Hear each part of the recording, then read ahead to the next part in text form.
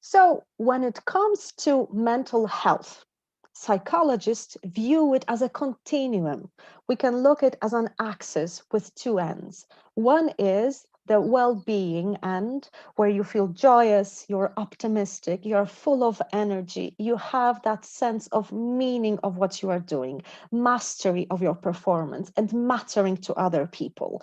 So you're full of energy, you're happy, you just sense that your life has a meaning and you are just quite fine with it. And on the other end of that axis, you have a situation where you have ill-being.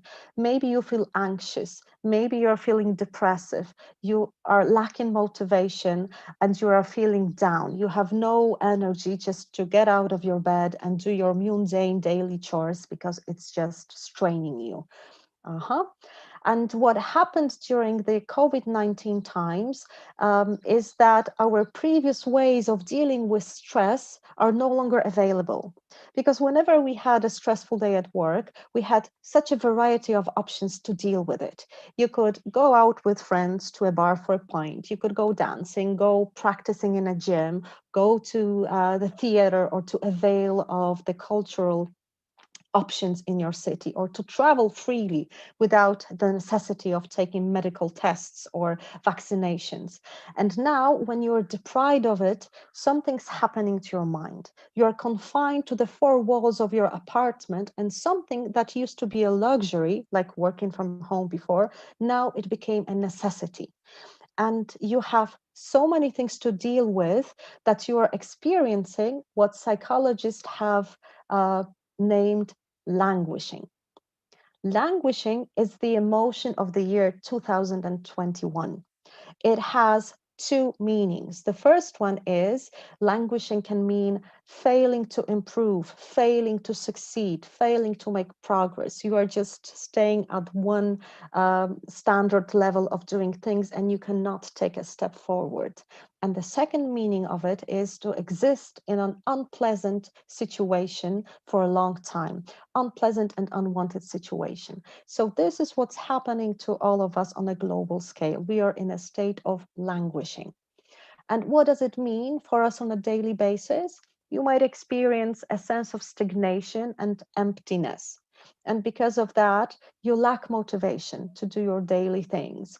You might have concentration problems because you have to switch between the activities every now and again. Not only you have your professional tasks to do, but if you're working from home and if you have families, you might have to deal with kids that are doing homeschooling or with your other partner who's working from home as well.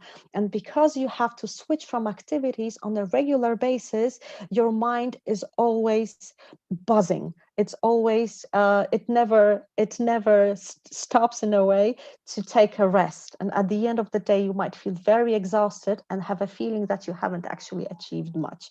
And it's because you have no time to have a span of time when you can focus on just one thing. When you are in a state of languishing, you're feeling joyless and aimless, and you might feel overwhelmed and irritated. Now, when I'm dealing with clients via Hear Me, I quite often hear things like, I don't recognize my reactions anymore. It's a standard email from a client or a colleague asking for clarification, and I feel so frustrated and angry. I want to act out. Or, for example, on the other hand, I feel so sad, I begin to cry, and I do not recognize my reactions because I know on a reasonable level that there's no reason for me to feel so hurt when I get a standard professional email. And languishing is also responsible for something called Arctic stare.